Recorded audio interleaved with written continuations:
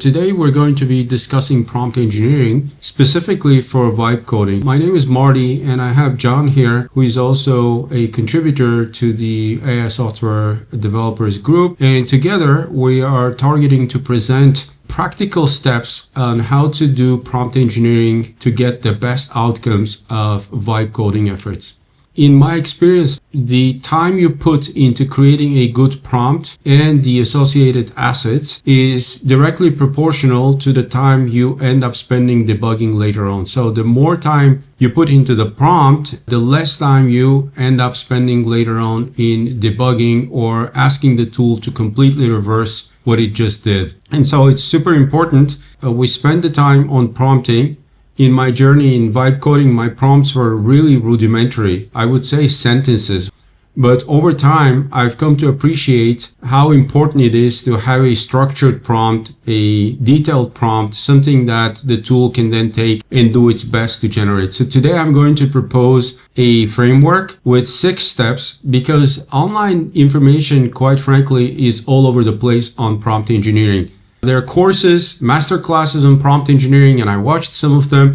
And the entire course is just on how to use ChatGPT. So I put together this P.A.C.E framework along with what I call P.A.C.E with 2 more layers. So what you're looking on the screen is the 6 steps of the prompt engineering process that I follow at least, and I've been getting some good results. So I'd like to propose to you not just a framework, but a way how to actually implement this and show you in practice how to use these 6 steps. And later on, I'll pass the ball on to John and he can share some of his vibe coding experiences and some of his tips for prompt engineering, solid prompt engineering. Without wasting too much time, the problem is the first step in this P.A.C.E framework. And this is where it's so important to define the problem clearly. And you can start with a single sentence, but you need a tool to enrich that and to make it something that the tools can then understand and interpret and use for the best. So you can use this pretty much with any tool available. So assume that my sentence is, I want to build a medical assistant. That's just my core problem and I don't know much and I need help.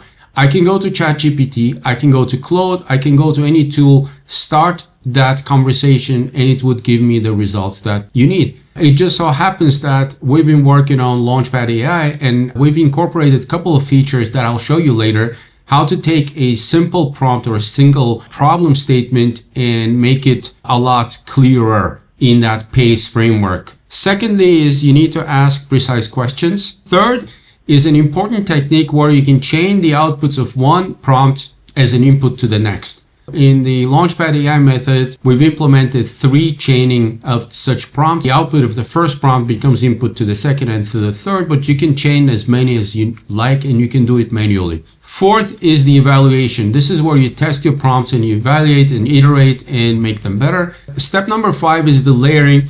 This is so important. I think, in my opinion, layering is one of the most important aspects of any prompt. This is where you layer on top of your initial prompt information on your business and the tech stack and whatever else you can add as context. A lot of people skip this, but this is so important. I'll show you how to do this again easily, but you can do this with ChatGPT, from an Excel spreadsheet, any tool you like. And finally, breaking down of the outputs of this exercise is important. And for this, I have become a fan of RuCode's architect mode. And I'll show you how I break down the prompt that comes back from the tool now is ready to be broken down into a set of tasks that can architecturally be implemented by any vibe coding tool such as RuCode or Copilot or Cursor or Devin or whatever. So these are the 6 steps of the proposed process. I'd like to bring some structure to a otherwise kind of all over the place prompt engineering process. So let's go ahead and start with the problem, and I'll show you in practice how this works. So we'll start with a simple prompt. On this interface, you will find a library of prompts that are already being created. So you can go and explore prompts on many topics, including Pydantic AI. So feel free to browse these prompts and use them as you wish. So if you type Pydantic, you will already see that there are a couple of prompts already, let's say, for Pydantic AI integration with N8N. So you can just hit this little icon here and read the prompt. And if you like the prompt, you can actually copy it from here and start with this prompt. So there are starter prompts for any task pretty much that you like. You can use this as a prompt template of sorts. You can also download it as a markdown, and later let's just close this window. There's also for security testing and other things, but we're not going to use these guys right now. What we're going to do instead is, if when you create an account, this section becomes available to you, and there are 4 items here: my products, my prompts, my stacks, notes, and questions. So what I'm going to go and do now is go to my prompts.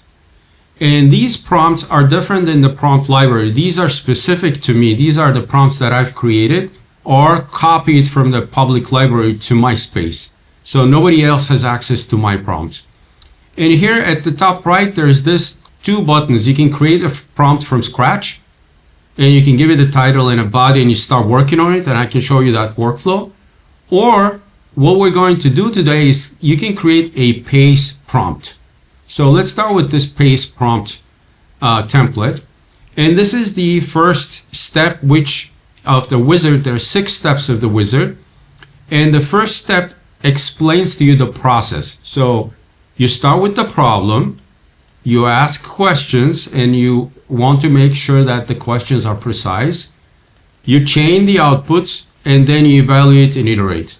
All right, so we're in the wizard, in the P.A.C.E prompt wizard. And this is the first step where you just get an introduction. Let's move to the next step.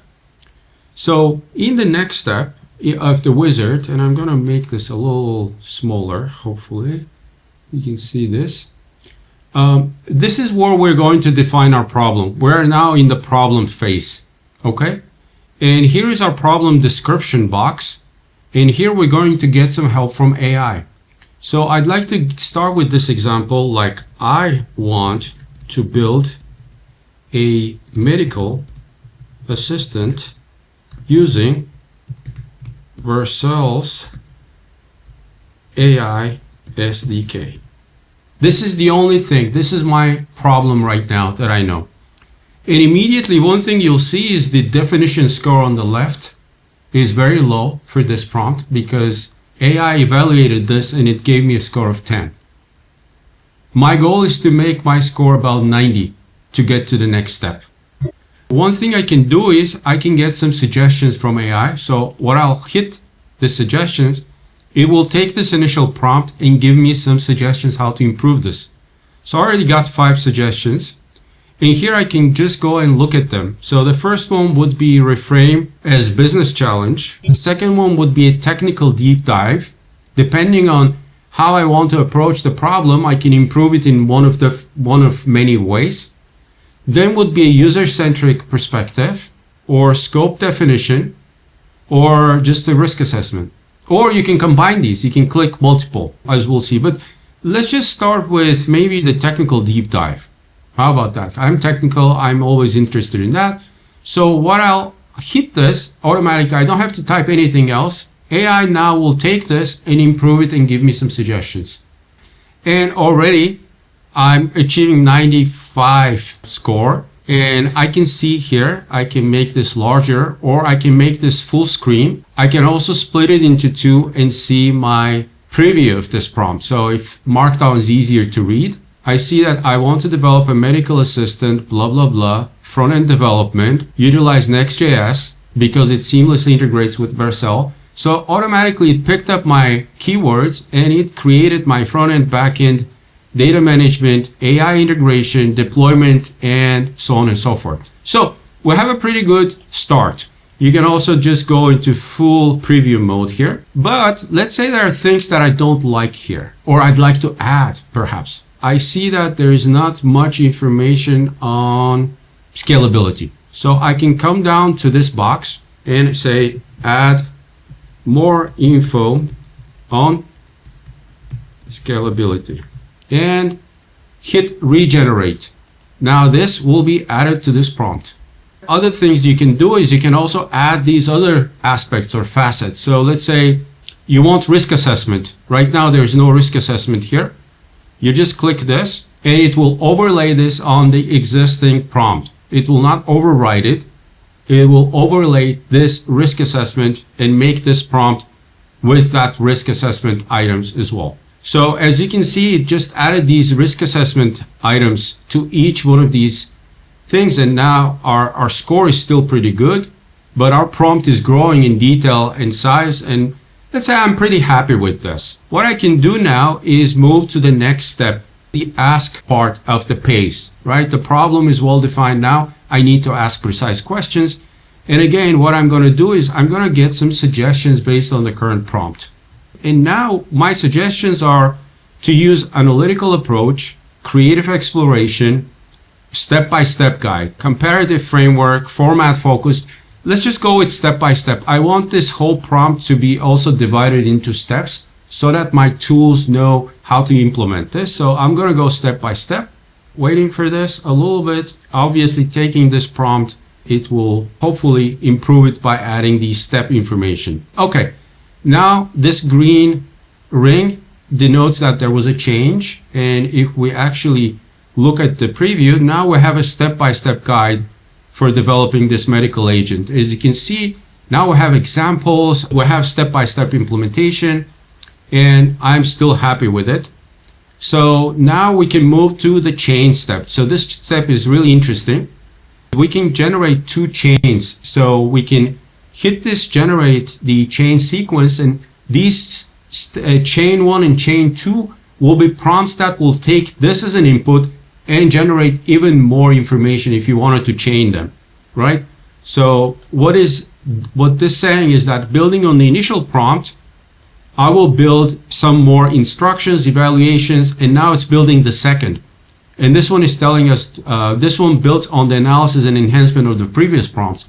You can copy and paste these prompts and do a prompt chaining later on. Now, I don't do prompt chaining very often, so I'm just going to skip this phase. I will not use the chains, but you can also change the prompt here. If you wanted to add more items to this prompt, there is that opportunity here to inject your own comments as well. Let's move on. This final phase is the evaluation phase. In the evaluation phase, you can still see your prompt here.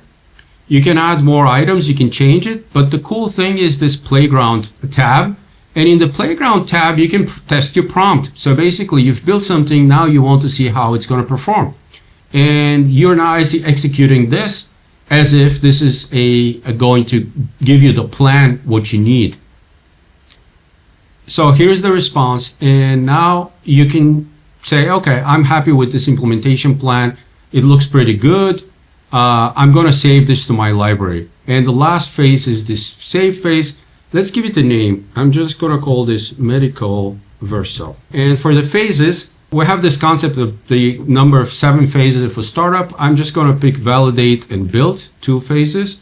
And for the tags, I'm just going to call Vercel SDK. These are my own tags, but I like tagging things so I can find them easier later on. So once I'm done with this, I will save my prompt. Here's my medical Vercel prompt now. So if I look at it, it looks pretty good. All right, what we've done here through Launchpad AI is we've done this problem, ask, chain, and evaluate steps. So we'll have a prompt, and technically you can take this prompt now and drop it into Cursor or to anything else, and it should generate quite a good application for you. So at this point, the prompt is good. Basically, you can trust it. It's step by step. It's much better than my single sentence or 2 sentence prompts that I used to do before. I used to spend hours debugging, and this is already like 100 times better than that. But we can do better, right? So what we can do now is I'll show you how to do these two. The layering, which is adding more context, both business and technical, and then the breakdown, right? So let's go and do the layering. I'll go to my prompt, and this is my medical Vercel prompt, right? It took my product, it injected it into the prompt. So this is super cool. I can still save this prompt, and it saves it with the injected information. And if I change to a different product, let's say that I have another medical product, it will inject that information here. So this is called the overlaying or creating a layer on top of your prompt. So I can update the original and save my prompt. I will also copy this prompt. I will just copy it to the clipboard. The last thing I want to show you before the demo is this layering of the technical information. I'm going to go through it very quickly again because there's too much information and it could potentially overwhelm you. But right now what we did is we overlaid the business information, and the business information is in my products. If you go into the Emergency Medical Centers of America, you'll see here that I've created a business that is the emergency care. It has a bunch of information regarding its functions. So that was overlaid on my prompt. But now what I want to overlay is technical information. So for that, I go to my stacks. And in my stacks, I will create a new tech stack. Okay, so in the new tech stack, I'm just going to give it a name and say Medical Vercel Stack. Okay, and my description will be create a medical assistant using Vercel AI SDK and Next.js. Okay, because we're creating a technical stack. Tags, phases, I'll just do a build phase for this stack. That should be enough. Next is going to be the app type. So here's where you select your application type, right? You can do a full stack app or a mobile app. You can do a mobile app if you want to. We'll just go with full stack. The front end, you can pick any front end that you like.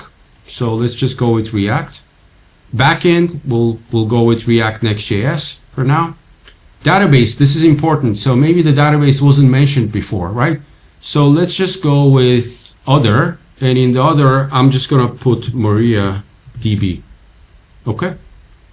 And then for the AI agent, so what agentic framework do you want to use? Let's just go with LangChain and maybe CrewAI. CrewAI is going to be another framework that we want to use. Integrations, I want to do payments and emails. So you can pick any other integration that you want. Deployment, where do you want to deploy this? I'll pick Vercel for now. And here is where it gets interesting. You can reuse the prompt that I've already copied. So what I'm going to do is I'm going to paste the prompt here, okay, and click next. And documentation is if you'd like to provide documentation that could be useful, like Vercel's AI directory or some other esoteric website that the tool will benefit from. I'm just going to leave it empty. I'm going to review this now. And at the end, I'm just going to go ahead and create my tech stack. It says created, and I got some points that were awarded. That's all good. So the tech stack is now created. But what is a tech stack? Well, the tech stack gives you the documents you need to put into the Cursors rule folder. So if you go to the assets folder, you will see now that all of these are being generated. You have your main prompt, and now what we're generating is the product requirements document, the AI prompt, the development tasks, the development rules, and the architectural overview. And plus, you can create your custom assets here as you wish. So let's just wait for these to finish. They do take a little while. As you can see, the Medical Vercel app, the architecture overview, everything is good. Here are the development tasks. Here's our AI prompt. Everything is good. Can we download individuals? Yeah, so we can download individual files as MD files. As you can see, AI prompt MD was just downloaded. And you can download this individual file as well. There's just a little issue with the zipping file.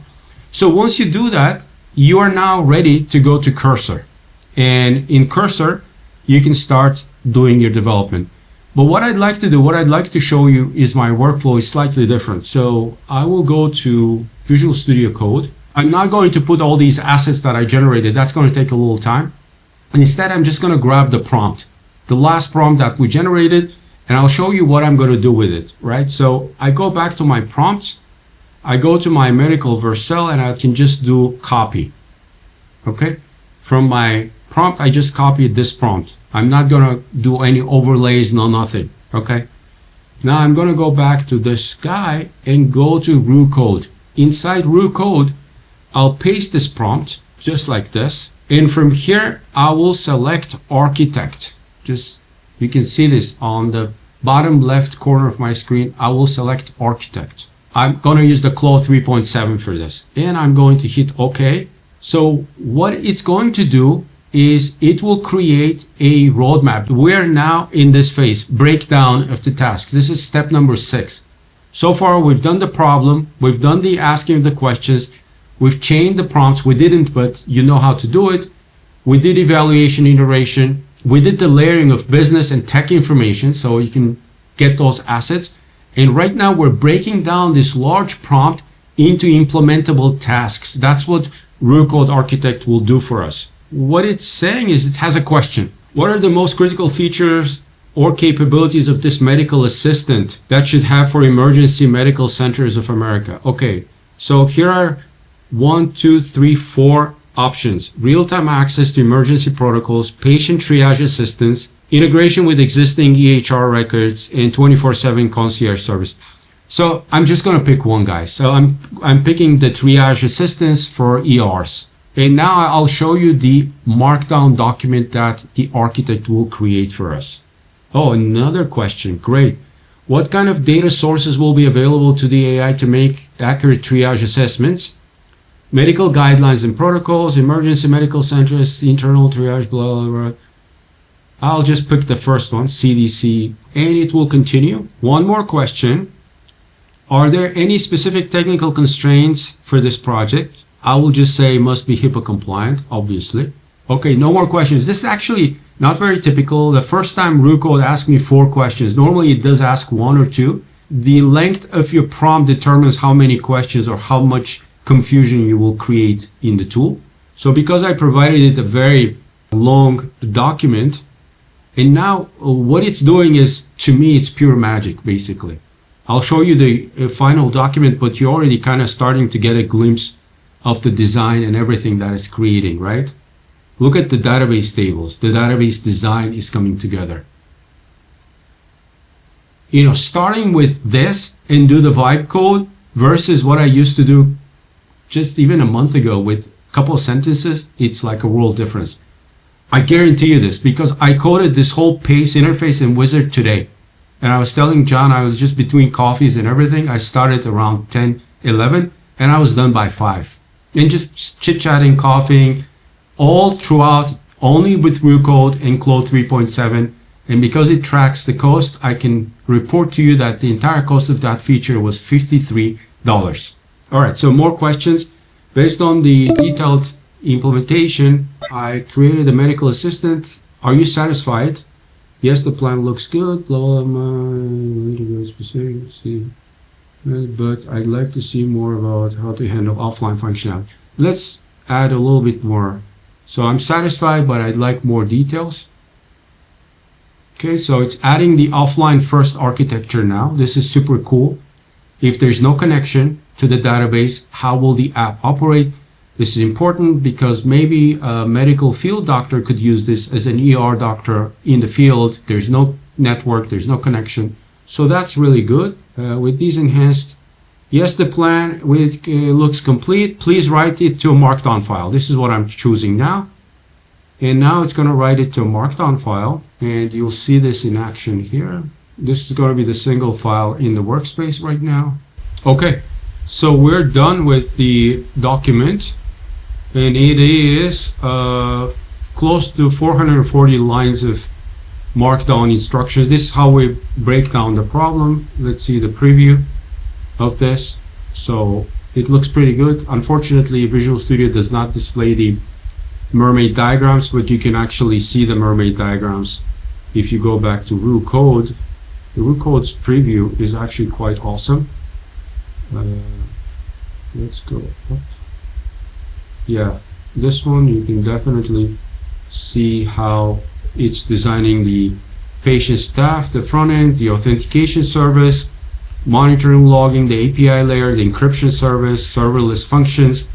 Here's the serverless functions calling Vercel AI SDK. There's the database, medical guidelines repository. It's pretty cool stuff. The data schema looks pretty good. Guideline, user, okay, that's fine. Oh yeah, and actually it creates images as well, so you can access them as images or if you want to save them. So this all looks good. The next step, what I do with RuCode now is it's already going to ask you. It's like, hey, I'm done with creating the markdown file. Do you want me to start implementing this? And all you need to do is approve. It will switch from to code mode. So basically from architect, you'll switch to coding and it will start doing these end to end, and you can start drinking your coffee, come back, and within 3 to 4 hours, I mean, I'm not going to promise, obviously it will depend on a lot of factors, the model, the quality of the input. We didn't put too much time or thinking into this prompt. It was just a test prompt. Your ability to guide the tool will get lost. And John will tell you this also. If you're not shepherding the tool very closely, it will go off-road and just create a bunch of garbage that you'll have to clean up later. So I actually inspect quite often, quite every step I see, and sometimes I cancel the operation and say, don't do that. Don't create a new class to solve a problem. There is already a solution for that. So it needs very close monitoring. But back to the Launchpad AI, I'll show you this whole 6-step wizard with all of its forms and validations and AI and everything, interactions. Took about 3-4 hours of total time, vibe coding time with a strong prompt. I created the prompt in Launchpad AI. Here was my original prompt. If you guys are curious how I started, I said in this case we will provide. So I wrote some of this and I enriched some of this with the other tools, but this was kind of me writing the instructions, and I used this prompt, and it took like 3, 4, 5 hours max to create this whole P.A.C.E wizard end to end. Just so you guys have an idea of how much time you need to put and how does it work. I hope this was useful. If you have any questions, feel free to post. For now, this is a wrap. So I appreciate everyone's time. Have a great evening or a great day wherever you are.